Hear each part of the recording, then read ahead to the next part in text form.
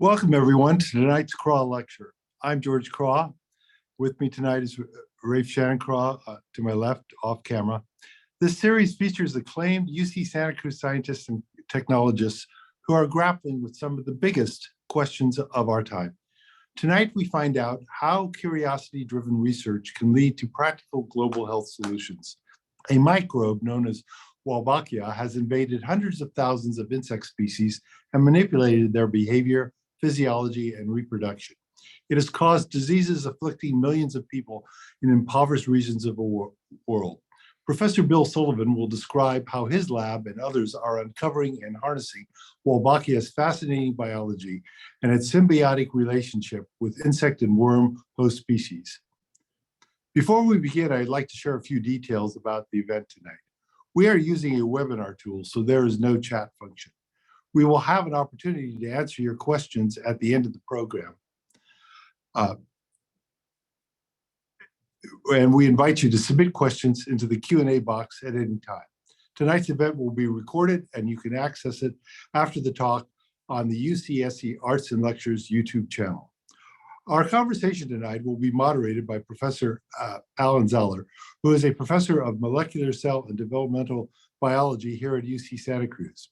Alan received his BS from Carnegie Mellon University and his PhD from the University of Colorado Boulder. He also completed postdoctoral work at Fred Hutchinson Cancer Research Center in Seattle. He currently runs the Zeller Lab at UC Santa Cruz, where his research focus is on the regulation of alternative pre-mRNA splicing. Welcome, Alan and Bill. Thank you very much, George.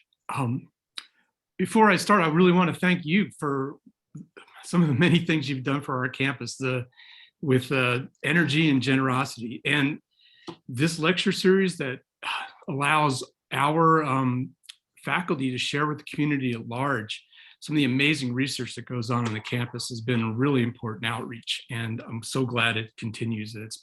These have been wonderful talks to listen to.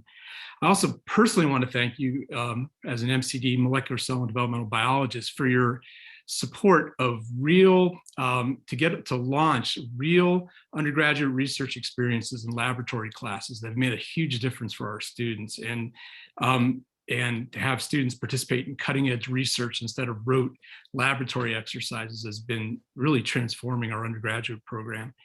And I also want to thank you for your generosity toward UCSC student athletics. And all of these things have made a huge difference for our students. So thank you very much. And now I want to introduce Will Sullivan. Bill is a distinguished professor of MCD biology at UCSC. And he's a native Californian, graduated from UC San Diego, and earned a PhD in genetics at the University of Washington, Seattle. After that, he did postdoctoral research at UC San Francisco, and he joined our faculty in 1990. Bill's research has been focused on improving our understanding of how DNA and chromosomes are inherited in daughter cells when a cell divides. And his work, I tend to describe it as science, but it's also art. And I'm glad you're going to be able to experience some of the beautiful cutting edge microscopy that Bill has helped develop in order to look at these processes. And in the last dozen years or so, Bill has developed a research focus that we're going to hear about today, and that has direct application to human health, and especially in regards to neglected tropical diseases. He has developed an incredibly popular undergraduate class on neglected tropical diseases, and has has been an important player in developing a new global health initiative for our students on campus. Bill, in addition to his amazing research, is also dedicated to promoting diversity among research scientists.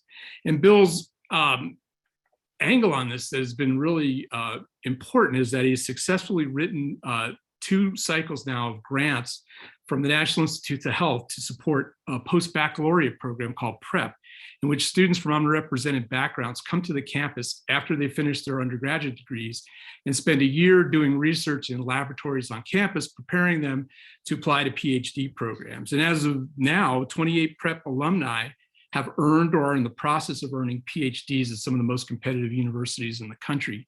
So bringing this program to our campus and being an incredible mentor to the students involved in it has been a great thing that Bill's been doing, and we're all appreciative of that.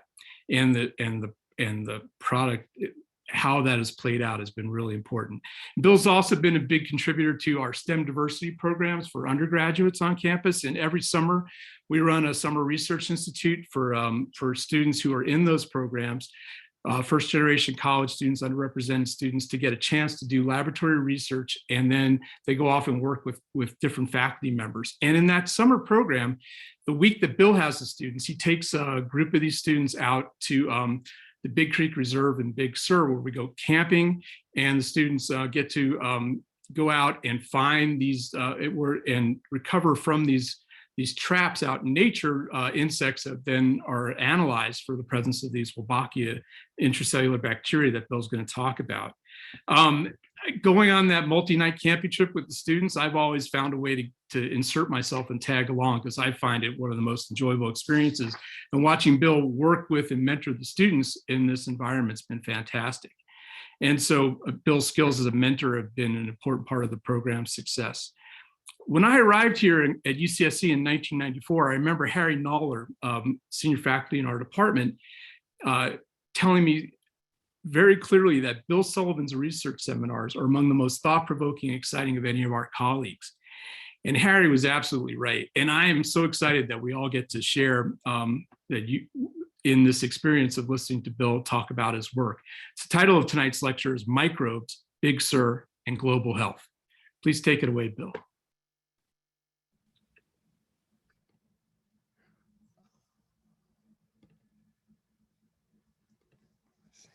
Can you guys see that? Can you see that, Al? Or, so hey, first, thanks a lot, Al, for that wonderful introduction. And also thank George and Raphael for initiating this seminar series and sponsoring it. It's just a wonderful series. And so I really enjoy sharing the Wolbachia story with you, because as George said, it's just a great example of the power of curiosity-driven research. So let me tell you about that story. And the story starts in the South Pacific Islands. And this is a time when naturalists were going around the world making collections. And they found something really curious on some of these islands. They found, we have to do one thing. Sorry about that. This isn't, okay, here we go. They found that this set of butterflies, they couldn't find any males. And then they'd come back a while later, another group, and they would have the normal 50-50 sex ratio. Then they'd come again, and there would be this skewed sex ratio. So this example from the government entomologist, he discovered 100-to-1 female to male sex ratio of these beautiful blue moon butterflies. And actually, lore has it that the males he could just go pick up, because they were in such demand by the females, they were tuckered out. So that was a mystery. And the solution to that mystery came, now, see here, good.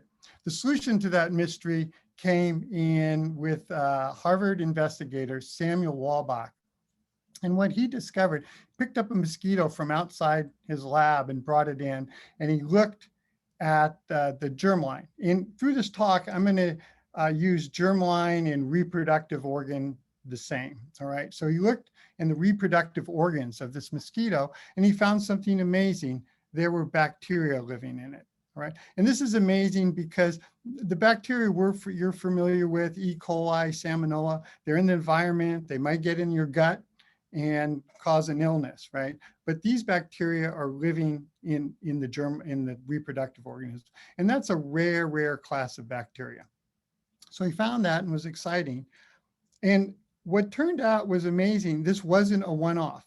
So other people began surveying insects for bacteria. And the result was quite amazing, that 40 to 70%. The numbers vary depending on the way it's done, but a huge percent of insect species are infected with this bacteria. And the bacteria became called Wolbachia after it was discovered, Dr. Wolbach. And so if you think about that, that's somewhere between 500,000 and 1 million insect species. So it's really one of the most successful, if not the most successful pathogen on the planet. And I'll get to this a little later. Also, there's a class of nematodes, worms basically, Filaria nematodes, that are infected with Wolbachia as well. And later in the talk, I'll mention that. So why is Wolbachia successful? Well, one reason, it has this extraordinary ability to be passed from one generation to the next through the female germline, through the female reproductive organs. So when a female, Wolbachia infected female lays eggs, all those eggs are infected. All right. And this is also, the term is called vertical transmission. That just means from one generation to the next. And this, to contrast what we're most familiar with of bacteria, is horizontal transmission. You think of E. coli, and if you don't wash your hands, you'll transfer it to another person, or more COVID through particles in the air. Okay. So, and one thing about this is the bacteria is pretty clever because it lives in this germline. It's in a really stable, comfortable environment. So I like to think of Wolbachia as the couch potatoes of the bacterial world. So, and here's when I got really interested in Wolbachia, when I first learned of this. Wolbachia does these incredible things to manipulate the reproduction of its host. So one thing it can do is parthenogenesis. That's virgin birth. So it can take an insect that normally needs to, a female that normally needs to mate to have offspring. It makes it so it doesn't have to mate. Unfertilized eggs will develop perfectly into perfectly healthy female adults. So it just eliminated the role for the male. Another incredible thing is feminization. So what happens, a Wolbachia infected male, as it's developing, Wolbachia change it into a female, and it's a fertile reproductive female. Okay.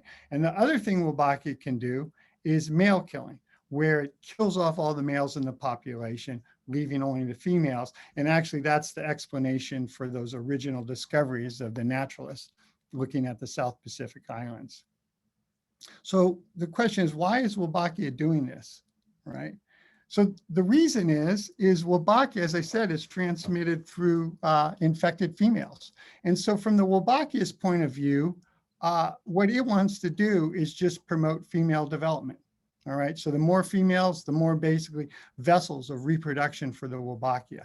So all these strategies, feminization, parthenogenesis, male killing, just makes it so a huge selective advantage for the females. So I heard about this and it was like, this is crazy. And there must be some really interesting cell biology behind this to be discovered. And so around 2000, our lab decided to start working on it. And so I want to mention that at this point, Wolbachia was just a curiosity, a really interesting curiosity, and it was the domain of ecologists, evolutionary biologists, and a few cell and molecular biologists like myself. But then in the late 2000s, things really changed. And the reason is that they found that if an insect was infected with Wolbachia, it suppressed replication of viruses, specifically RNA viruses. And they went and looked and they found it suppressed replication of the dengue virus. So this was a big deal. So in the United States, there's occasional outbreaks of dengue, but it's not a huge health concern. But globally, dengue is a huge health concern. 400 million people get infected with dengue, 100 million people get sick, and 40,000 die every year from dengue. And importantly, there's no treatment for dengue. Okay, there's no specific treatment. There's no drugs or anything. And actually, the other term for dengue is called breakbone fever because it's so painful. So what folks thought is, scientists thought is, hey, maybe we can treat dengue by suppressing the spread by the mosquito. And so let me tell you, so first, if here you have a dengue infected individual, the mosquito bites that individual, and now the mosquito has dengue and goes and bites an uninfected mosquito, and you have this cycle infection, okay? And so here's the idea that if you had an infected mosquito, you would break, the virus could not replicate in that mosquito, and you would break that cycle of infection. So that was the idea. And so a really audacious scheme was undertaken, and it was funded largely by the Gates Foundation. And when I heard this, I'm like, this is, I couldn't believe it was going to work, and I was pretty skeptical. But the idea was, what we're going to do is we're going to leave massive numbers of Wolbachia infected mosquitoes throughout regions and cities in the world where dengue is prevalent.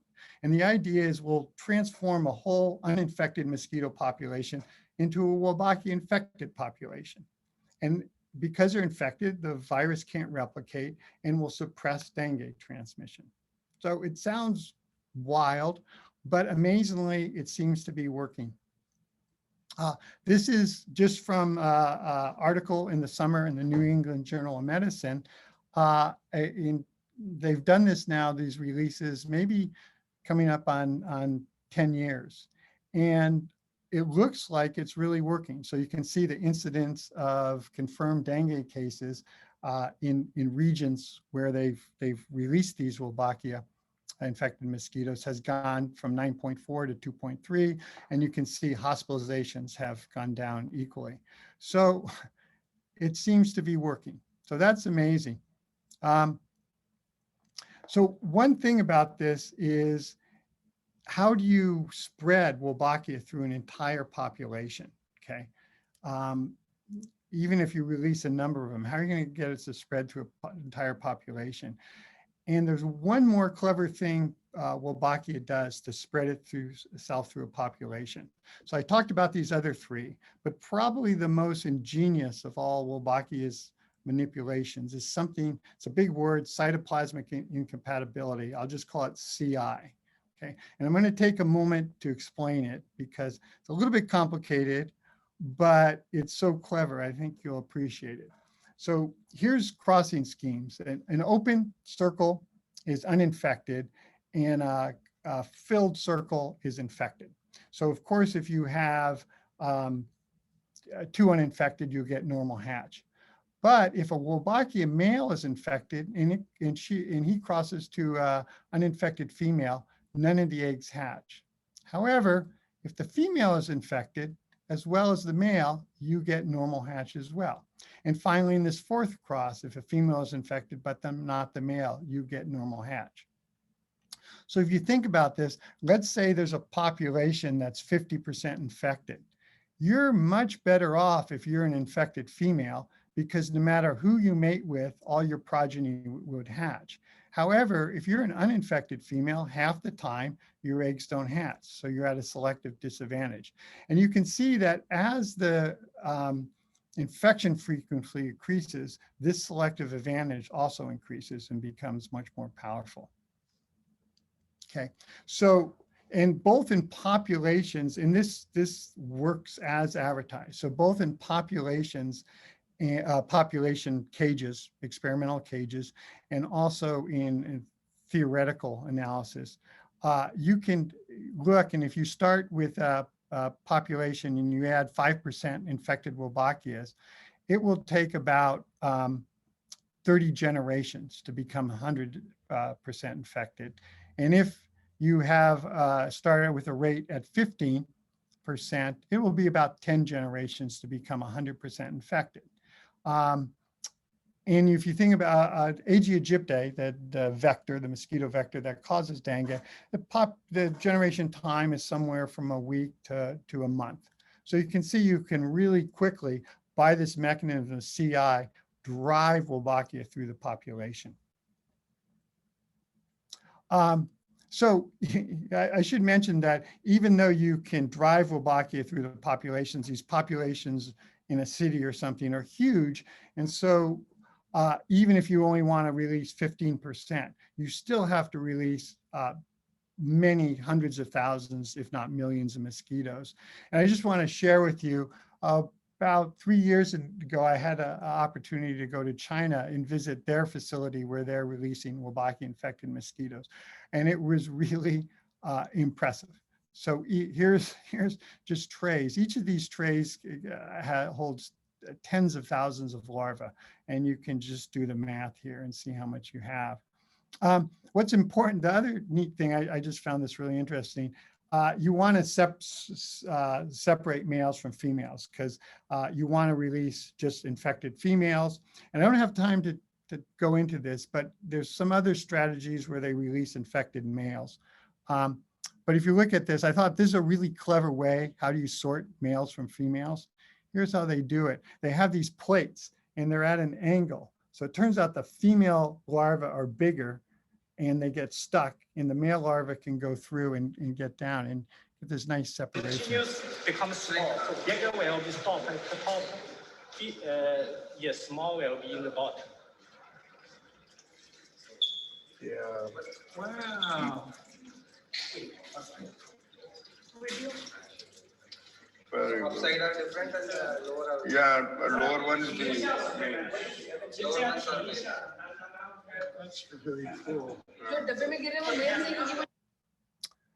Yeah, and actually, as I heard from the folks that invited me, this is now fully automated as well.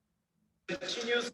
Okay, so this actually not only is happening in China, it's happening right in our backyard. So Verily, the parent company of Google, raises, it says will raise, actually they do raise, they have I think it's right in Silicon Valley here, they release Wolbachia infected mosquitoes for release in Fresno. And their system, it's interesting, the way they sex sort it is by image recognition, and they sort it that way.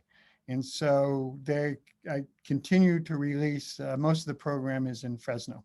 And they have a program called Debug Fresno, and it's releasing Wolbachia infected mosquitoes to prevent the spread of dengue and Zika as well, mainly Zika. All right, so where do we come into this? Well, we wanted to know the basis of CI. Why are those eggs not hatching? What's happening at the cellular and molecular level? And so specifically this cross here, why do these eggs not hatch? And equally, if the female's infected, why do they hatch again? And so I'm not going to go into detail, but I just want to give you the flavor of the kind of things we do. So just a little bit, here's fertilization. So here's a female and here's a male, and the female delivers a complement of red chromosomes through her egg, and the male delivers a complement of yellow chromosomes through his sperm, and you have a fertilized egg, and so you have the female chromosomes and the male chromosomes. And then what happens at the very first division, these chromosomes replicate, and then they segregate, they separate apart. And that's, now you have two cells, each with the same set of chromosomes, and that's just classic mitosis division. And if we look at it, we have this nice way of looking at this division, and they're segregating here, and you can see the female red chromosomes and the male yellow chromosomes segregating perfectly fine. So when we looked at this in a CI cross, what happens is we can see all the male chromosomes just get piled up on the plate and don't segregate. And now you're left with two cells with half the number of chromosomes, and that's lethal. We wanted to know, well, why are they not segregating? What's going wrong with this? And it turns out we have this beautiful marker that highlights that we can stain for if the DNA, if the chromosomes haven't completely replicated. And you can see the difference here. This red here represents unreplicated chromosomes. So in this cross, they're going into mitosis without the male chromosomes fully replicated. And what happens then is they can't separate, okay? And so what happens is they're not replicated and they just bundle up in the plate. And this probably isn't a good analogy, but one analogy, if you think about it, if you unzip your jacket only halfway and then pull it apart, you're going to do some damage to it. So that's in a way what's happening to it. So somehow when the Wolbachia is in the male, I have this little the lightning bolt here. They've done something, we don't know what, to the male chromosomes. They've marked them so they can't replicate fully. And so that's a big area of investigation, of figuring out exactly what are they doing to prevent replication. So I think this is really neat. So Wolbachia, actually really nice work by scientists at Davis, Michael Torelli, many years ago, showed that the Wolbachia was traveling up the coast of, spreading up the coast of California at about 100 kilometers a year. That was in the 90s. So now it's probably up in Washington or Canada. What I find interesting is that we now, so somehow this Wolbachia has managed to tick the male chromosomes and prevent their replication, and that drives the spread. So this little molecular event can basically drive the spread of bacteria through those hundreds of thousands of species that we've talked about. One thing that is a real mystery is right here, when the female's infected and not the male infected, why do the eggs hatch? So how do you rescue that unreplicated DNA? And there's a number of models out there, and that's a big area. Every lab, including ours, has a different model for why that's happening. So that's a big area of investigation as well. All right. So the other reason Wolbachia is successful. So for our lab, we just want to look under the hood and look at the cellular molecular events. So this other reason it's successful, as I said, it's very good at passing through the female reproductive tract to the embryos. Okay, and we wanted to know how that does that at the cellular level, navigating this oocyte. So here's a mature Drosophila or fruit fly oocyte, and in a few hours this will be an egg ready to be fertilized, right? So what's important about this is down here, the posterior region of the egg.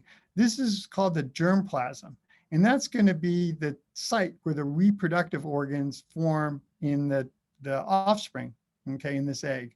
So for Wolbachia, if they're going to be successful, they need to get down here, right? They need to migrate down here, because they'll now, in the female offspring, they'll be in the right place to do that and again. So these are the evolutionary winners. The one gets down here. So these dots are Wolbachia, and these are basically the losers. They didn't make it down there. So you can see that there's lots of competition for the Wolbachia to get down here. Okay. So how do they do that? We had a pretty good guess. So this is a beautiful picture of a fruit fly oocyte, and these green threads here are called microtubules, and microtubules are these polymers of a protein called tubulin, and basically they form the railroad tracks of the cell, where how you transfer cargo from one place to another. And equally, you need, if you're going to transfer cargo, you need a train to do that. And there's this amazing molecule called kinesin that serves as that train to carry cargo around. And the analogy sort of fails because kinesin doesn't roll along these. It has these 2 feet. And I have a chance, just go on the web after the seminar, and they have these beautiful movies. These kinesins actually walk along the microtubule. They take steps. So they walk along the microtubule, but carry cargo throughout it.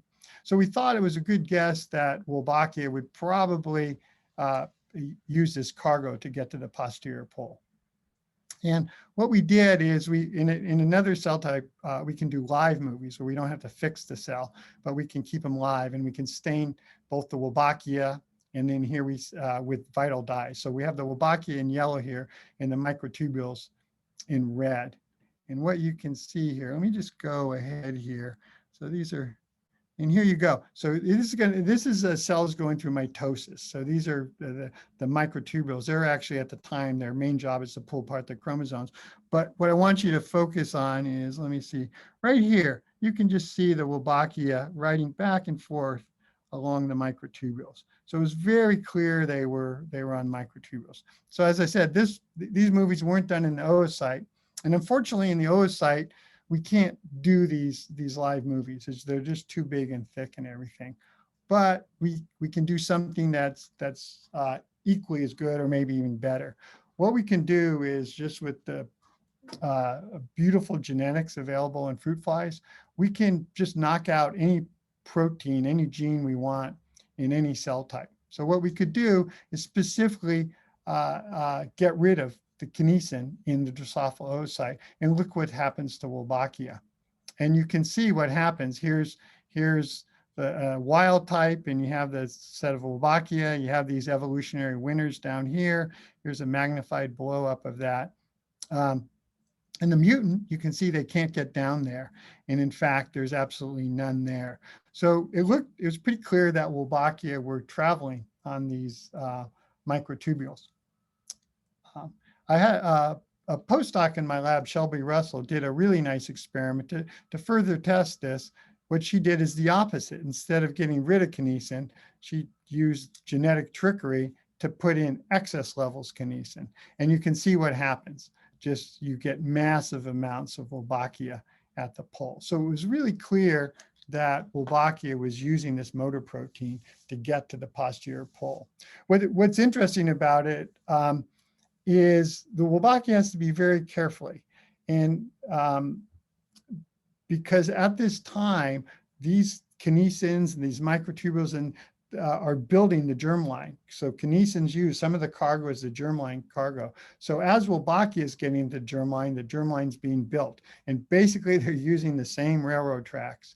And so Wolbachia has to be careful not to commandeer all the kinesin molecules because the germline won't get built. So Shelby, in a set of experiments I don't have time to show you, did a really nice analysis, show that Wolbachia has evolved to be a weak competitor. So the cargo outcompete, and you ensure the germline is formed. I always like to say there it's polite. It gives the other people a ride on the tracks before them. All right, so this was all good, but one thing that was disappointing is that we only had one strain of Wolbachia to work with. And coming from a genetic background, we value mutants, variants, and everything. You learn a lot from looking at variants, and we had none.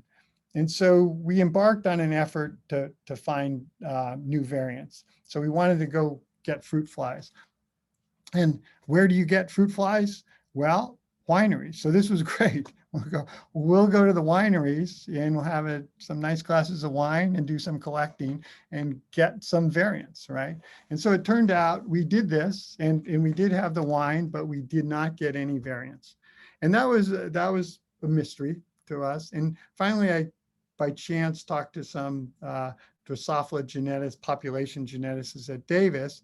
And what they informed me was that actually these wineries that we went, all the ones in Santa Cruz, they got all their grapes from the Central Valley. And the geneticists following the Drosophila, they go, oh, that's just one big population of fruit flies in the Central Valley. They're all just one big population. So you're not going to find any variants there. They go, you have to go to isolated spots and collect fruit flies in isolated spots, and then you might find something. So we did that. And as Al said, fortunately, UC Santa Cruz runs this amazing reserve in southern Big Sur called Big Creek. And this is isolated, right? There's very few roads through there, and there's 20 miles of hills between that and the Salinas Valley. So we would go on collecting trips there. And actually, here's a student. I teach him how the proper form, and he has a really good background here of collecting flies. And what it takes to collect flies is pretty simple. It's a bucket, a couple bananas, and yeast. So it turns out they're called fruit flies, but the flies eat the yeast that grows on the fruit. So it's pretty straightforward to collect. And more often than not, when you put a bucket out someplace, you will get flies in them 10 days later. So this turned out completely different. Here's just some rough photographs of kind of things we found at Big Creek. So here's a uninfected oocyte. And now here's an infected oocyte we see mostly. And you can see these little spots. These are the Wolbachia, and there's a little concentration there in the oocyte. So this is actually sort of what we see in the lab. But what we found is these other variants. They're infrequent, but they're there. Is this one that forms these big clumps, okay, and these ones that over-replicate. In this sort of milky white, it's over-replicated. So we're really interested in these ones that over-replicated. And actually, here's just a better picture of that. You can see in the cytoplasm of these cells, they're just chock full of Wolbachia. And then in another variant, the oocyte, here's what the typical, all these red dots are Wolbachia. This one is just chock full of that. We named this one Wolbachia pinta, because Pinta was the reserve director dog. Somehow he really liked the fly media, and so he would, anytime we left a vial out, he would eat the whole vial with the media. It didn't seem to hurt him, but we gave him the honor of naming a strain after him. So this was interesting because one thing, I didn't have time to mention this, but the greater the titer of Wolbachia in insects, the greater the abundance, the more potent it is at suppressing dengue. So we thought, oh, some of these variants might be better for suppressing dengue. The other thing, and just in terms of basic research, and this is why I like variants, I never thought about what controls the titer of a bacteria inside a cell. Why would there be 150, 200, 1,000? But all of a sudden that question just comes up and you go, wow, how does the Wolbachia control its number in a cell? And actually now that's a area of research in my lab, just addressing that question.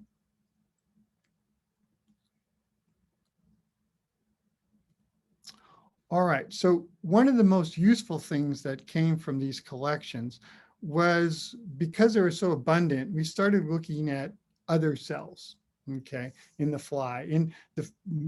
Me and the entire field, our focus has been on the germline because it manipulates reproduction. We just focus on the reproductive organs. But we branched out a little bit in students and postdocs started looking at other tissues. And we found that actually Wolbachia is in the somatic tissues.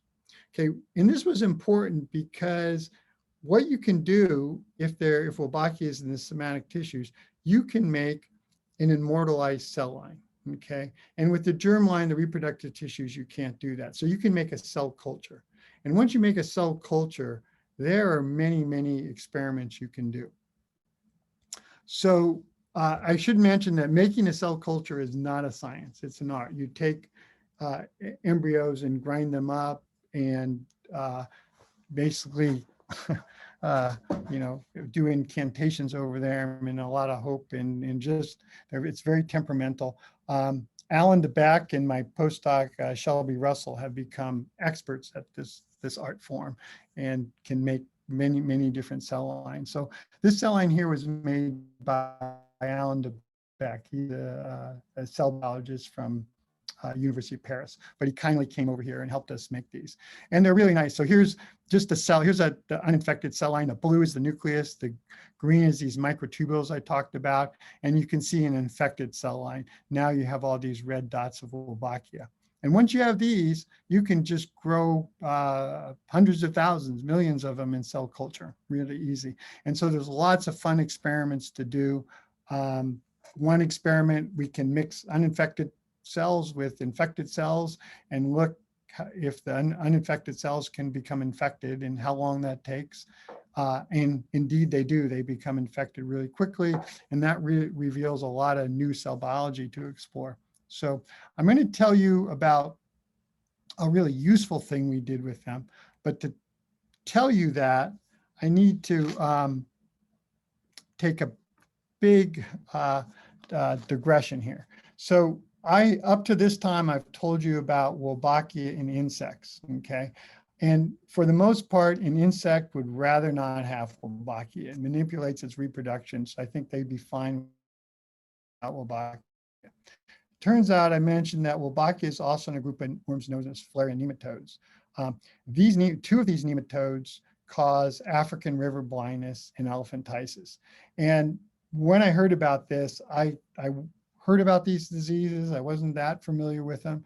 And then again, the number astounded me that these diseases afflict about 200 million people on the planet, and there's about 1 billion people at risk.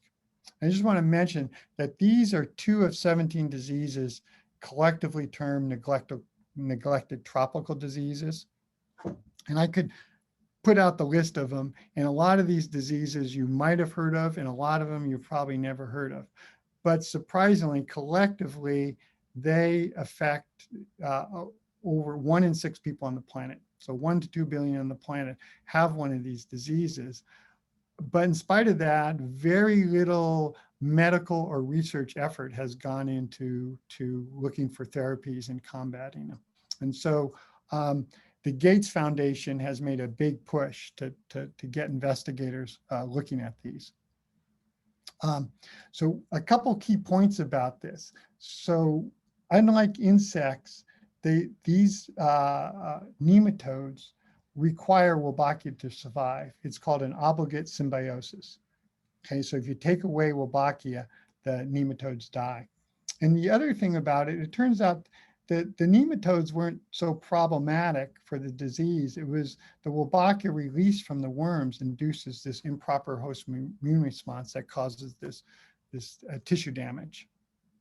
I should mention 2 other things. The Wolbachia are about 5 to 12 inches long, and they live for 10 to 15 years in an afflicted individual, infected individual. So this is a picture of the Wolbachia. They're in a tissue called the hypodermal cords in these nematodes.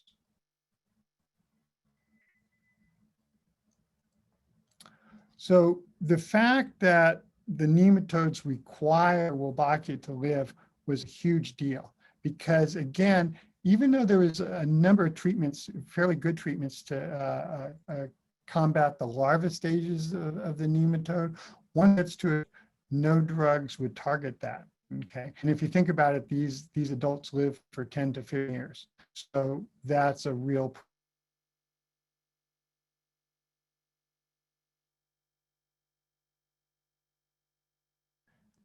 Oh, am I still online here? Let's see here. Hopefully I'm still online. I am? You're still on, yeah. Okay, thanks. So when it came out, there was this symbiotic relationship.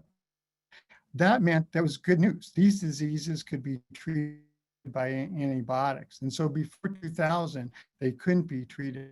This was really good. And so if you or I went to Africa or Asia in one of these countries and contracted, let's say elephantitis, we'd come back here and take a 6-week course of doxycycline and be cured. So that's a big deal. So that's the good news.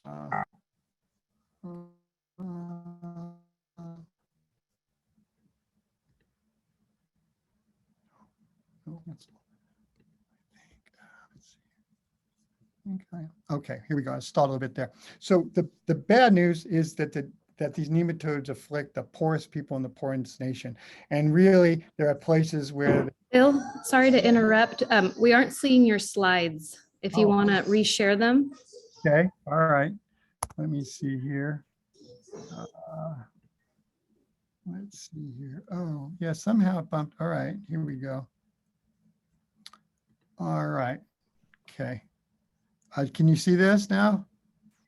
Yes. Yeah, okay. So as I was saying, so the bad news is these diseases afflict the poorest people in the poorest nations, and there's just limited medical facilities. There's often no electricity or no clean water. So a 6-week course of doxycycline is just not possible. So there's a really great need for a drug that you would just take a single pill, right? And it would kill off the adult nematode. And I should just mention, closer to home, is that if the story I just told you about elephantiasis and river blindness, it's the same story for heartworm in dogs. So if your vet's up on the recent literature and the dog has heartworm, they'll be prescribed antibiotics. So the antibiotics will kill off the Wolbachia, and then because of this dependent relationship, the worm will die and you will cure it. So that'd be part of the treatment. All right, so Our lab, I just want to say our lab initiated a project to identify more potent nematode drugs. And I just want to say this was its advantage of having just young, enthusiastic, talented people around. When this came up for discussion, I was saying, no, you know, I'm a geneticist. We don't do drug discovery, right? But the students and postdocs are so enthusiastic about it, they prevailed, right? And so we started working on them and we ordered the worms. I just want to say when I first got the worms, you can see them here, they were pretty grisly, and I would wash my hands every 5 seconds, and it was hard to use. I mean, and they're just beautiful. Here's the oocyte of one of these worms. So it's really beautiful on the inside. And then now we've worked with them for so long, we sort of appreciate them and we look at them fondly. And one other thing is, unlike me, these worms have rhythm.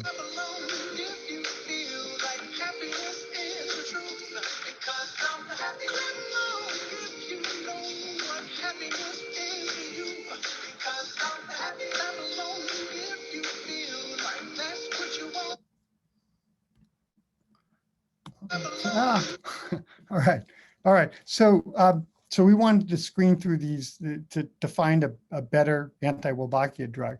And the problem is, how are you going to do? You have to screen through, you know, hundreds of thousands of these. And how are you going to do that with this big worm that's 7 inches long? And plus, they're very hard to acquire. We have to order them from this company and they only send us 20 or so at a time. So that was impossible. And I should mention, this is where our cell line comes in and why we thought we had a chance at finding these drugs, because we had made, or Alan DeBeck had made for us, these beautiful Wolbachia infected cell lines. And so with that, you can do high throughput screens. So you can grow up massive amounts of these cells and plate them out into one of these dishes. Here's what's called a 384 well plate. And we can plate the cells in each of these. And then what you can do for each of these columns and rows, you can add a specific compound, okay? It's called a library. So you can get a library of compounds and it's all organized and you can put that in there. And so it becomes really just strategically simple. You grow cells in each well, add a different defined compound to each well, and look for compounds that kill off the Wolbachia but don't harm these host cells, okay? So to do that, you need a high content screening facility. And fortunately, the chemistry department has a beautiful state-of-the-art facility in which we did this. And so we could automate the whole screening. And so basically what we want to do is we just want to find a drug that takes a cell from this to looking like this, that gets rid of all the Wolbachia. That's what we want to do. And so here's how we did it, okay? Or here's how my students and postdocs did it. They plated it into these wells, and then you have this robot that adds treatment. So again, you have a specific compound going to each well. And then put them to another machine that fixes and stains them. And then, believe it or not, this is a microscope, and they're all imaged and digitally analyzed, right? And we can analyze them for cells that have lost Wolbachia. And what we get out is a printout from that, okay? And I must admit, when we started, I was thinking, this sounds so futuristic. I don't think it can work, but I will tell you, it works like a charm. So what we did first is we screened a 5,000 compound library of FDA approved drugs and other bioactives. And that's really nice to use FDA approved drugs, because if you get a hit, you don't have to go through the human trials and everything, it's already approved. So if you can get a hit, and there's a term for that, a repurposed drug, you can use that.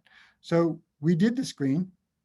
And we came up with this one drug called albendazole sulfone, and it suppresses Wolbachia titer just as well as in the Nephlaria nematodes.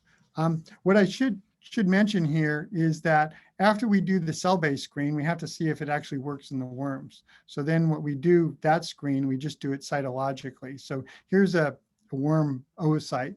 And you can see with the control treated, the amount of Wolbachia, when we add a bendazole sulfone, we get a dramatic reduction in Wolbachia. So this doxycycline right now is sort of the gold standard, and albendasulfone was pretty close to that. So we're excited by that. And we published this, and what was really satisfying is that a while later, clinical trials were done with the combination between albendazole and standard antibiotics. And the bottom line is when you use albendazole with an antibiotic, it takes a 6-week treatment down to a 1-week treatment. So that was pretty good. So that's the good news. Even though it's pretty good, again, with 200 million people with no resources, a 1-week treatment is still not going to do it. So you really need something better. So what we did is to find a new drug. That takes a screening of not 5,000, that takes a screening of hundreds of thousands. So we collaborated with a Gates-funded nonprofit in San Diego. They're called Caliber, and they're just made for this transition for researchers like me to, if I have a nice screen, to expand it to their level. And so they fairly quickly, instead of doing a 384 well plate, they did a 1,500 well plate. And they used these really fancy probes to look in the secondary screen. Okay, and the bottom line is they came up with 2 compounds, and they had the ability to test these in vivo. There's a model organism, cute little hamster-like organism called a Mongolian gerbil. And it turns out it is a septa. It's a model for LF, that's elephantiasis. It turns out these drugs worked really well in those models, okay? So where we are now is we have there's these 2 drugs, and they're in preclinical trials. And what's going to happen now is they're going to go be tested for toxicity and other things. And once that, it's still a very, very long road, because you have to, for the trials are expensive. And so this is just the beginning stages. And from what I know about drug and what I've learned, there's lots of places they can fail, but it's still hopeful. So that's where we are with those. And so I just want to end my talk with just, as Al and George had said, we're starting a new program in global and community health here at UCSC. And basically the program, I'm really interested in the program because as I mentioned, I'm really interested in this issue of the neglected tropical diseases. And this is sort of at the extreme of health inequities. So the program is for my view, is to get students interested in this and maybe have a career in global and community health. So it's going to be interdisciplinary. It expands all the 5 academic divisions, and it builds on all the amazing strengths at UCSC. And we're going to have 2 majors, both a BS and a BA. And that's going to start next year. And finally, I just want to advertise, every year the UC system has a Global Health Day, and this year we're hosting it. And that's going to be on Saturday, May 7th. So hopefully you can join us there. And there's just too many people to thank, but I want to thank especially the current and former members of my lab. The screening center, New England Biolabs has been amazing, and then a number of institutes. And also special thanks to Big Creek Reserve. And the funding is from a number of generous organizations. And thank you. And I'll take any questions. Thank you, Bill. We've got some questions coming in, and and so if people have questions, they should enter them in the Q&A. And I'll try to read off, some of them overlap, but I'll try to read off them. So please enter your questions, and we've got some time with Bill to have at them. So, so Bill, how does, couple of questions focus on the spread of Zika and dengue fever? Is the models for Wolbachia preventing the mosquitoes from carrying the viruses the same in all these kind of viruses? And do you know anything about how that works? It works for, yeah, so that's a good question. It works just specifically for single-stranded RNA viruses. So, and that's Zika and dengue. It doesn't work for DNA viruses. And how it works, what we know so far is it stops replication. Our lab's done some work in it. It turns out where's the Zika virus and these RNA viruses have to replicate. It's right at an organ called the endoplasmic reticulum, right at a certain part of it. And Wolbachia, we find Wolbachia localizes right there. So we're thinking Wolbachia just takes up that space, so the virus can have that space to replicate. It's a pretty simple model. But again, this is that question is one of the huge areas of investigation ongoing right now. Right. So it's not that the Wolbachia is eating the viruses; they're blocking. No. They're competing for the transmission ability of the virus, is the model. Yeah. And then again, there's all these questions. We don't know if it's happening at this model I just told you is at a single cell level, but we don't know if there's some global signals it's doing. There's a number of models out there, like Wolbachia upregulates the innate immune response of the fly, so it's already primed to fight off viruses. I think there's probably about 7 models out there, and they're all equally possible. Right on. Thanks. So one question that comes up, and there's a little theme with this is can Drosophila, how do you think about Drosophila as a model system for basically mosquito-borne diseases? Do the two work well together? Are there mosquito models on the side, or does Drosophila give you really distinct advantages that you can't get if you're working on a mosquito by itself? Yeah, that's a really good question. So Drosophila has so many advantages, both, on the genetics. You can, anything you want to do or anything you want to visualize fixed or life, you can do that in Drosophila. And they're easy to generate. We've tried working on mosquitoes, or started to, but it takes a big effort to get mosquitoes to go. So Drosophila have a lot of advantages. Having said that, though, the model is imperfect. And but just to advertise how this whole idea that mosquitoes, when they're infected with Wolbachia, arose or was discovered. And this is another example why curiosity-driven research is so important.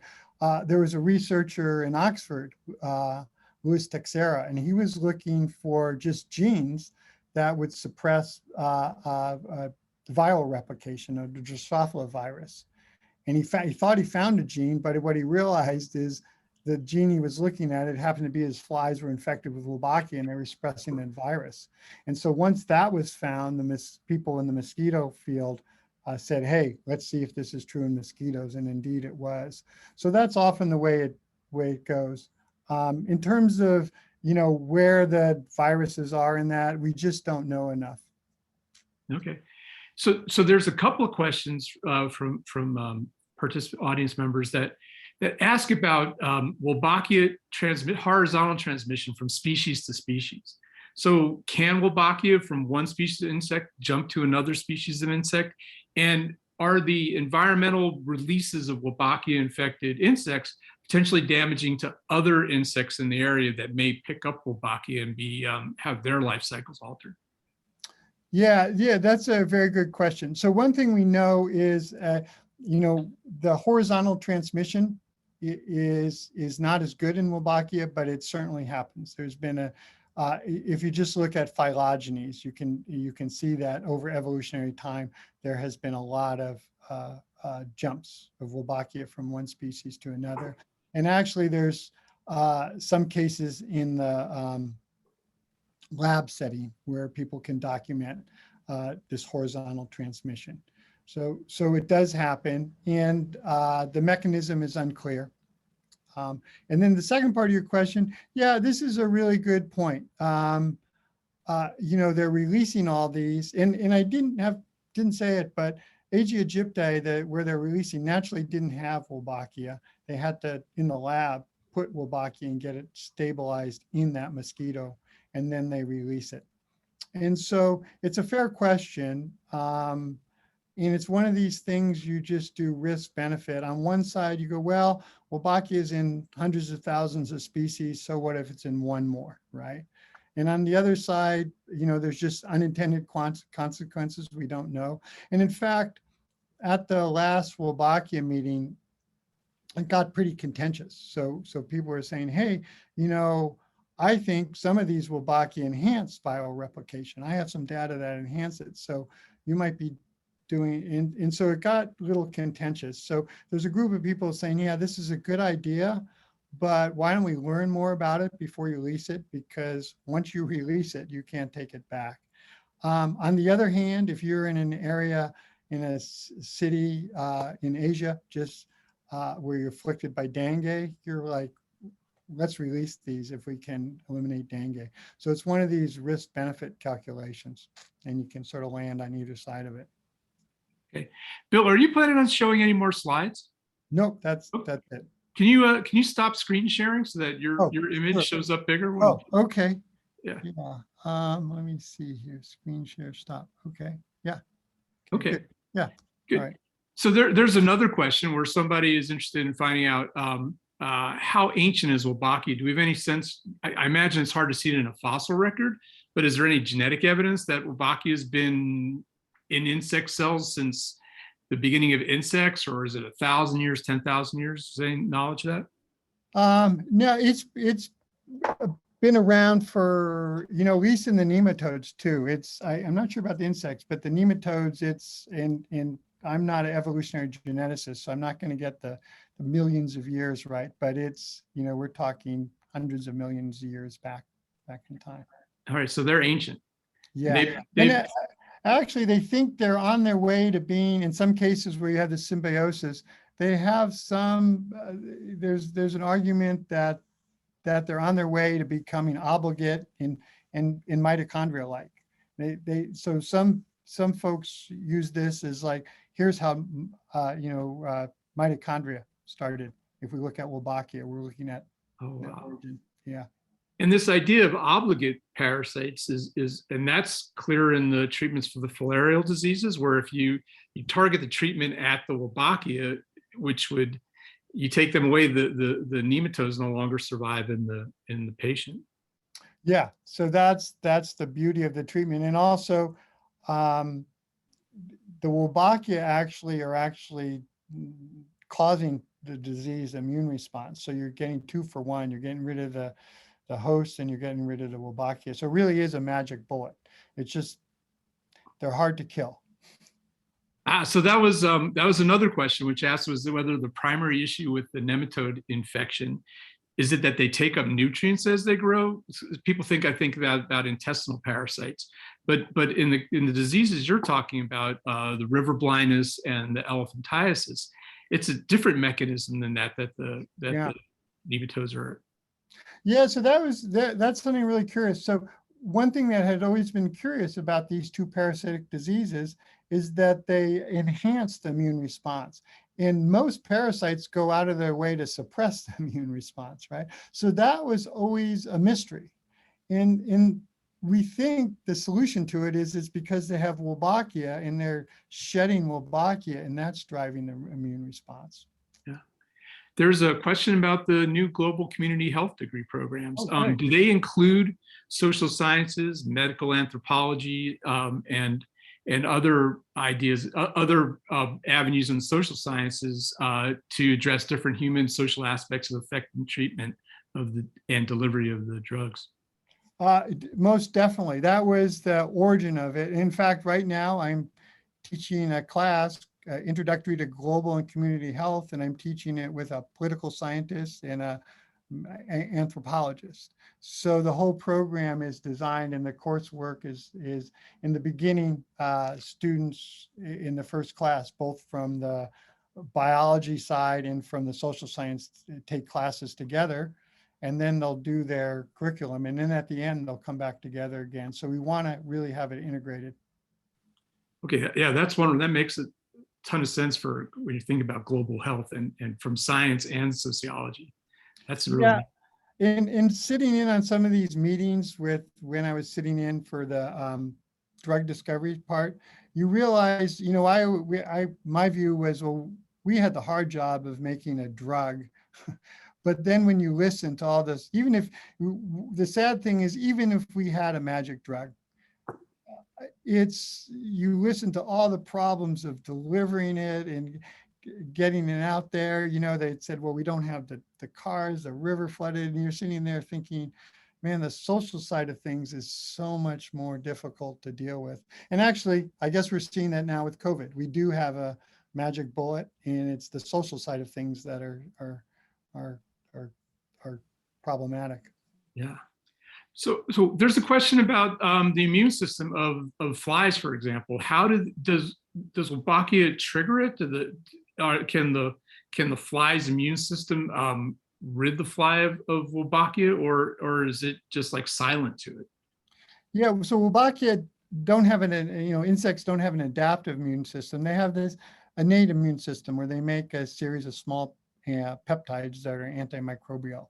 And indeed, when you infect a fly with Wolbachia, you'll activate that. But the Wolbachia, again, live inside. They have a great life. They live inside just a cushy germline, the reproductive system, and they're sort of out of harm's way there. So are there no examples of Wolbachia in a natural environment, in soil or any place like that, or they really are obligate to living inside of cells? There's this famous, the individual, Bill Kozak, who discovered Wolbachia in nematodes. He came to visit, and he's convinced there's a spore form of Wolbachia that in this would account for horizontal transport and other things. And so I would love to go and check soil samples and see if you could find Wolbachia DNA in the soil. So there's a question about the FDA approved drugs and the 2 caliber hits that you got from the screen with the company. Is there any similarity in those compounds that would influence next levels of screening, for example, in certain classes of drugs that you would want to look at? Or are they, I imagine you can't tell us the structure of the 2 caliber hits at this point. No, they're all published. Okay. Actually, yeah. So one thing that was really fun when Caliper got the hits, it was really educational. What we did is we worked with them, and they would modify the hits, and they have all these med chem rules, and they would send us back. They would put another, carbon group on it or something and send us back that one and have us test it in the worms. Mm-hmm. And we went through in one summer, like 3 or 4 iterations, and just watched them, just for theoretical reasons, the drug get better and better and better. And what's amazing, the other sort of incredible thing, a group working totally independently came up with the same drug, right? And so now there's and again, I'm a little bit divorced for it because it goes on to the companies and all that. But now there's a competition between those 2 drugs. But there's something in there where you get classes of drugs, like a lot of it is, we get these albendazole-like drugs. They keep coming up again and again. Mm-hmm. And that's, again, this is the area outside my expertise, is where the chemist and the med chemist can look at those and see themes in them. Somebody asked about elephantiasis and river blindness in terms of if you treat somebody who's got sort of not preclinical, but an advanced disease, and you kill off the filarial nematodes by killing off the Wolbachia, does that reverse the symptoms, or is the damage that you sort of see in those images, is that permanent? And two answers to that. Unfortunately, it doesn't reverse the symptoms, but they don't progress anymore. Okay. And then the other point, though, is One thing about elephantiasis is the individuals have a lot of itching, and they itch so much they start causing extra damage. And it turns out the drugs do stop that itching. So that's a big deal. But unfortunately, you don't completely reverse the symptoms. Okay. Have Wolbachia led to extinction of host species? That's really interesting. Yeah, because if you think about it, these butterflies, they are on, that when I first showed, there's a population of 100 females to 1 male. The Wolbachia has put this species on the knife edge of, at least this population on the knife edge of extinction. I don't know of any cases of it, but it's really interesting, like this case, if Wolbachia was in the butterflies, if it was transmitted perfectly, you would end up with all females and the species would die. So it's really interesting. The Wolbachia make it so they have mistakes in their maternal transmission, their vertical transmission. So a few males are out there to continue the population. A question we know about honeybee health and especially in California, the dependence of our agriculture on those populations. Are there any, does Wolbachia affect honeybees, and are there any effects on their health from that? Yeah, that's my former postdoc. She's now at professor in Florida, and she's looking at that question. I don't know the answer to it, but that's a big part of her research, to see if Wolbachia has any role in high collapse. Right. Are there pitfalls to wiping out this bacterium and reshaping the world to our liking? Like, could you, I guess, yeah, given that there are certain infective nematodes that are dependent on these, could you just it's a bigger question, right? We don't know if you take away one thing, whether other things, the domino effects that we don't foresee. But yeah, I guess, let me answer. So Wolbachia, right now, everybody's heard of CRISPR, and CRISPR has been taken into mosquitoes it's been taken in such that now there's these CRISPR lines of mosquitoes that are quite powerful. It's called a chain reaction CRISPR, and you can launch a few CRISPR transformed mosquitoes into a population, and it will drive it all to males or all to females, and much more powerful than Wolbachia. Right. And so there's a big issue. And this is for malaria. Malaria, we didn't have time to talk about. Malaria is a huge, half the people in the world are affected by malaria. And so with Anopheles mosquitoes, there are lines sitting in the lab that people say, we can release this, but we have the probability of wiping out Anopheles, the whole species of Anopheles. This technology is so powerful. And so right now there's a moratorium. So there's a lab there's a room in UC San Diego. I think there's one in Oxford where it's under guard because they have this CRISPR mosquitoes there. And it's a really tough issue because, maybe the larvae and the mosquitoes feed some fish in the Amazon and the whole population is dependent on it. On the other hand, if you're, in a country that's suffering from malaria, boy, would you like to get rid of those mosquitoes. So again, this issue has really come to the fore. Wolbachia, on the whole, is pretty benign because it's out there already, but this is a GMO, basically a genetically modified organism with wings versus so once you release this, there's no going back. And so there's a moratorium on that, at least in the US, but other countries, there's no rules against releasing them. So this is something that's on the forefront. Yeah, no, I'm glad you brought up this idea because people have talked about these gene drive where you basically engineer a gene that can jump to the other chromosome and spread rapidly through the population. And like you said, you could engineer it to wipe out all the males, and that would be, and that, if that spreads through the population, that's the end of, that's it. It's so, yeah, so that's really different than Wolbachia in terms of like, basically you could drive an extinction with these engineered insects that are engineered with these CRISPR tools. So I'm glad that there is discussion about how to think about that. Actually, it's really interesting. The communities, the people who are doing the engineered CRISPRs some of them, they want these Wolbachia strategies to be termed GMOs because they're worried that the Wolbachia, all these areas that are being released, once you release Wolbachia, they've sort of has dibs on that area and you can't release a GMO. So there's a big battle between the Wolbachia people and the CRISPR people. So there's a question that I think is really neat. So somebody's asking about sort of a coevolution between the host and the symbiont. So is it a symbiont or is it a parasite? The Wolbachia in the insect host, like for example, if the nematodes can't survive in the human body without Wolbachia, that obligate parasite, or is it like a symbiote, right? So is there a lot of, do you see evolution within the host for Wolbachia to accommodate the Wolbachia? Yeah, that's a really good question. And we've dealt with this. So one thing is just the basic question is why is the nematode dependent on Wolbachia? What's the Wolbachia doing for the nematode? And there's been a lot of, the genomes are sequenced, and the idea is the Wolbachia providing something, some metabolite? Turns out there was nothing obvious.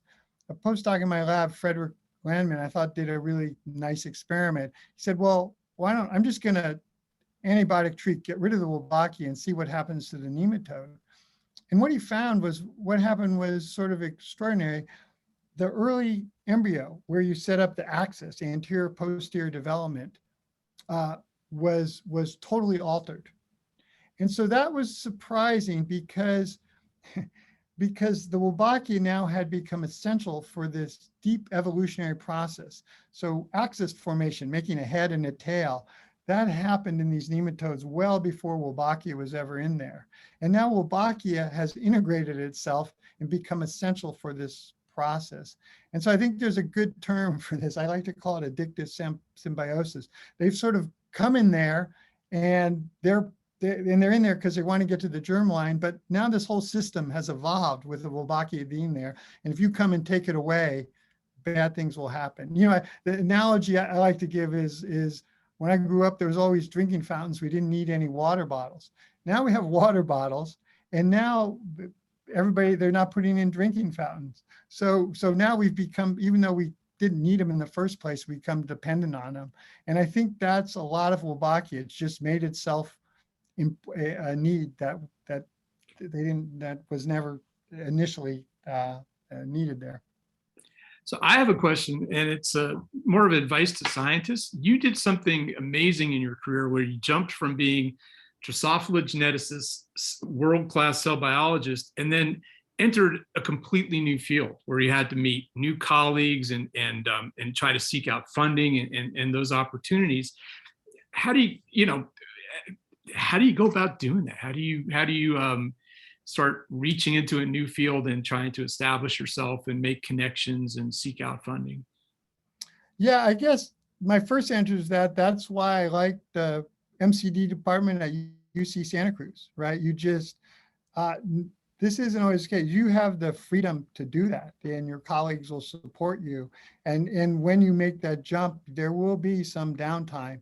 And I always felt that's one of the strengths of Santa Cruz. They not only let people do it, they encourage people to do that. And yeah, it is a bit of a challenge, but actually on the other side, if you bring new techniques to a field, so as a cell biologist in the field, and partly got into the field because nobody was doing confocal immunofluorescent microscopy on these worms. And so we said, well, we could maybe do something with that. And it takes a little bit of time, but you actually, when you do that, you get a lot of love when you go to one of these meetings and you're showing these pictures and everything. So, and also it's the field. The field is, I have to say, for any of these neglected disease, if you want to go into it, you will be embraced, right? It's just for an example, I went to this Filaria nematode Wolbachia meeting. There was probably about, I'd say, 80 to 100 people there. And that's the entire field of the flare and nematode field that affects, 200 million people. One cancer lab up in the Bay Area is 80 people, right? And so you realize, so you actually, you really are accepted. On the other hand, getting funded is really difficult. So that part is a huge challenge, right? So you always have to do this on a shoestring. Understood. All right. So I'm looking in the Q&A. I feel like we've got to the main points of people's questions. So I think we're in a good spot to wrap up. Any parting words that you have for everybody? No, well, I just say thanks for giving me the opportunity. I love talking all things Wolbachia, and thank you. All right. Thank you, Bill. All right. And George is back. He's got to say a few words. Thanks to our panel for sharing this important research with us tonight. Please join us for our next crawl lecture on November 17th, Imaging Planets Around Other Stars, with the Keck Observatory and the James Webb Space Telescope.